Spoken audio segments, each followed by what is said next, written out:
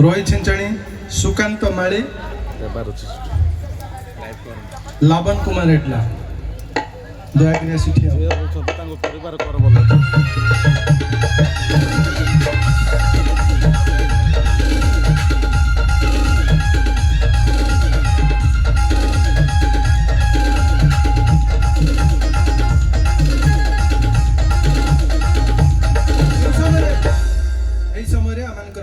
जो सेवक मैंने आगु कम कर आसिक ए पाखे ठिया हूँ।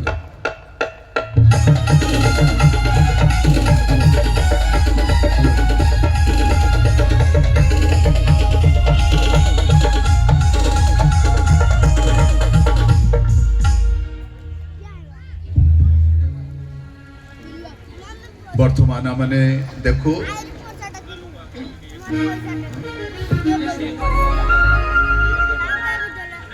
जी अमनकर सभारे से माने नियुक्ति प्राप्त होती गौर सैन कर्मकर्ता कमिटी मान द्वारा से निमंते आमने हस्तार्पण सहित प्रार्थना करिबा ता सहित वर्तमान 5 जन कार्यरत मिशनरी माने अनेक दुख कष्ट समस्या नहीं अभाव मध्य प्रभुंकर सेवा कार्य करि आछुंती सेमानकर अक्लांत परिश्रम द्वारा 124 जन भाई भौणी माने प्रभुंकर परिचय पाइले एवं मंडलीभुक्त होती प्रभुंक सहित से माने विश्वास रे अछंती एमानक परिवार निमंत आमे प्रार्थना करिबा। जिलांग मंडली पालक महाशय प्रभुंकर वाक्य पढ़ी शुणाइबे। रोमी मंडली निकट को प्रेरित पाउलंकर पत्र 10 पर्व 13 पद रु 15 पद पर्यंत मु अनुरोध करी आमनकर उत्कल बाप्टिस्ट मंडली सम्मेलन जेते अभिषिक्त जन पालक डिकन कि प्रचारक कि डायरेक्टर वक्ता माने दया करी ठिया हुंतु एवं नवनिर्वाचित मिशनरी मानक निमंते आमने स्वतंत्र भाव विशेष भाव प्रार्थना करिबा। भ्रमरपुर मंडली पालक महाशय से पढ़िबे प्रथम तिमोथी 4 पर्वर 14 पद एवं आमनकर कोणार्क मंडली पालक पढ़िबे जिसाय 52 पर्वर 7 पद।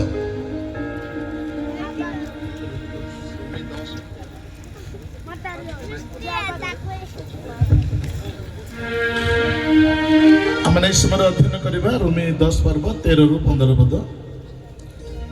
कारण जे केही प्रभुंक नाम धरी प्रार्थना करिबो से परित्राण प्राप्त हेबो। तेबे जहांकु से माने विश्वास करि नाहंती ताहांक निकट रे की परि प्रार्थना करिबे। पुनी जहांक कथा से माने सुनि नाहंती की परि ताहांक ठारे विश्वास करिबे। आउ प्रचारक बिना से माने की परि सुनिबे। पुनी प्रेरित न हेले की परि प्रचार करिबे। जे परि लेखा अछि जेउ माने शुभ विषयर सुसमाचार आनंती से मानकर पाद की परि शोभायुक्त। प्रभु पठित वाक्यांश पर आशीर्वाद करंतु।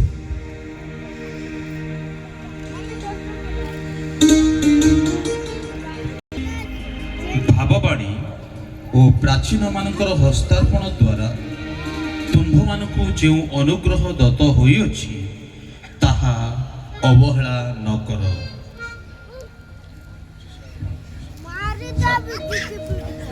आज्ञा आमने पढ़ा जिसाय 52 अध्याय तार 7 जो जन सुसमाचार आणुअछि जे शांति प्रचार करूअछि जे मंगलर सुसमाचार आणुअछि जे परित्राणर प्रचार करूअछि से सियोन कुटुंब परमेश्वर राज्य करंती बोली कहूअछि तार चरण पर्वत गणर उपरे की परि शोभा पाए। ପ୍ରେରିତ 13:1-5 ଆମମାନଙ୍କର ଆଶ୍ରୟଗଡ଼ ମଣ୍ଡଳୀର ଟିକ ତାର 13 ପର୍ବ 1 ପଦରୁ 5 ପଦ ଯାଏ।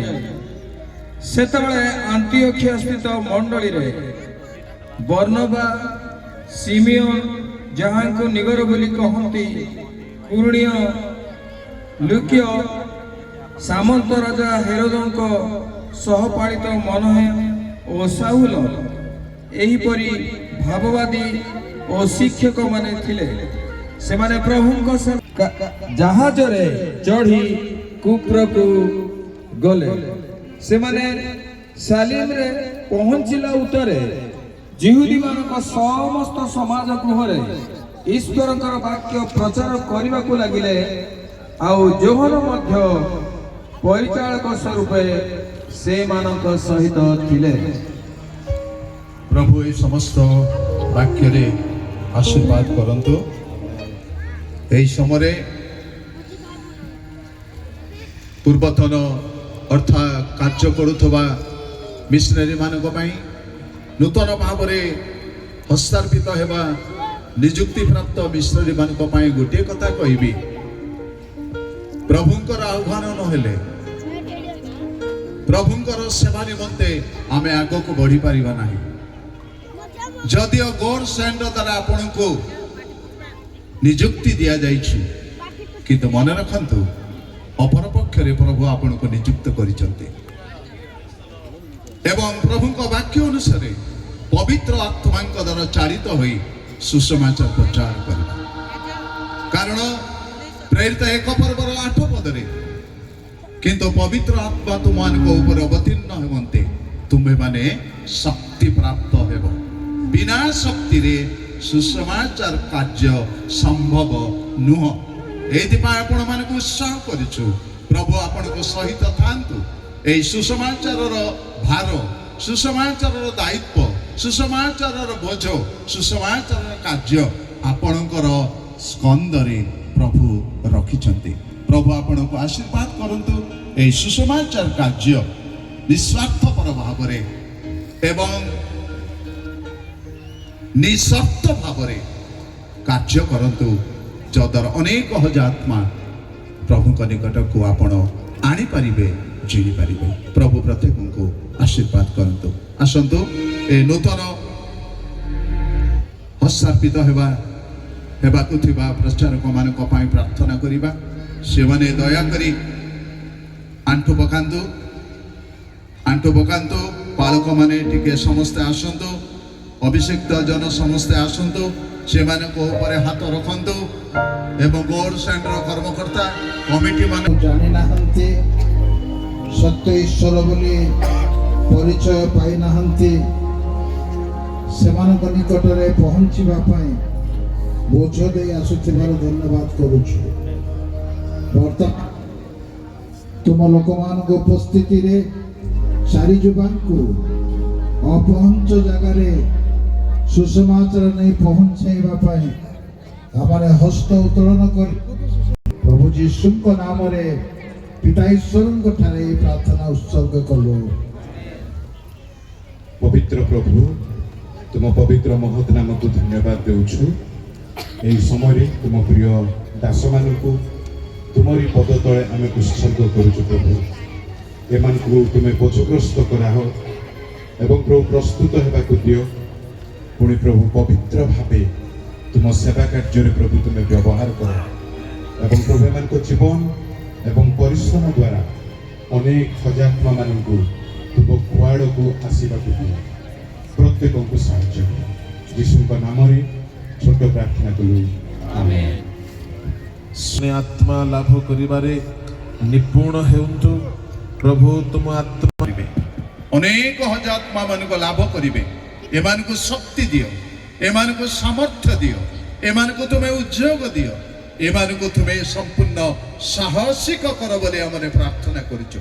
ତୁମର ଆତ୍ମାଙ୍କର ଚାଳନା, ପ୍ରେରଣା, ଦିଗ୍ଦର୍ଶନ ଦେଇ ପ୍ରଭୁ ଏମାନଙ୍କର ପ୍ରତ୍ୟେକଟି କାର୍ଯ୍ୟରେ ତୁମେ ପ୍ରଶଂସିତ, ମହିମାନ୍ୱିତ ହୁଅ। ଯେତେବେଳେ ଏମାନେ ବାକ୍ୟ କହିବେ, ତୁମ ବାକ୍ୟ କହିବେ। ଯେତେବେଳେ ପ୍ରଭୁ ଏମାନେ ତୁମର ବାକ୍ୟ ଅନୁସାରେ ପରିଚାଳିତ ହେବେ, ଅନ୍ୟମାନଙ୍କୁ ତୁମ ନିକଟକୁ ଆଣିପାରିବେ। ଏଥିପାଇଁ ଦୟା କର। ଯେତେ ପ୍ରକାର ସମସ୍ୟା ଅଛି, ତାଡ଼ନ ଅଛି, ଅପମାନ ଅଛି, ନିନ୍ଦା ଅଛି, ଏମାନଙ୍କୁ ସହିବା ପାଇଁ ଶକ୍ତି ପ୍ରଦାନ କର। ଯେଉଁମାନେ ଆଗରୁ ଅଛନ୍ତି 5 ଜଣ ମିଶନାରୀ, ସେମାନଙ୍କ ନିମନ୍ତେ ମଧ୍ୟ ଆମେ ପ୍ରାର୍ଥନା କରିଛୁ। ସେମାନଙ୍କୁ ମଧ୍ୟ, ସେମାନଙ୍କ ପରିବାରମାନଙ୍କୁ ମଧ୍ୟ ଆଶୀର୍ବାଦ କର। ଆହୁରି ଆହୁରି ଗୋର୍ସ ଆଣ୍ଡ ମିଶନାରୀ ଯେପରି ନିଯୁକ୍ତି ହେବେ ପ୍ରଭୁ ପ୍ରତିବର୍ଷ, ଏଥିପାଇଁ ତୁମେ ଦୟା ଅନୁଗ୍ରହ କର। ତୁମ ଦାସ ଭାବରେ ଏମାନଙ୍କ ହସ୍ତାର୍ପଣ ସହିତ ତୁମ ନିକଟରେ ସମର୍ପଣ କରି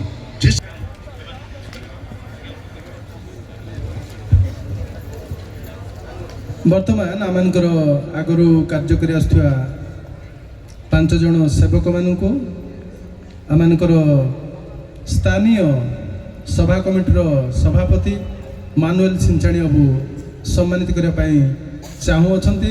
ଆଉ ସେ ଦୟାକରି ସେମାନଙ୍କୁ ସମ୍ମାନିତ କରିବେ।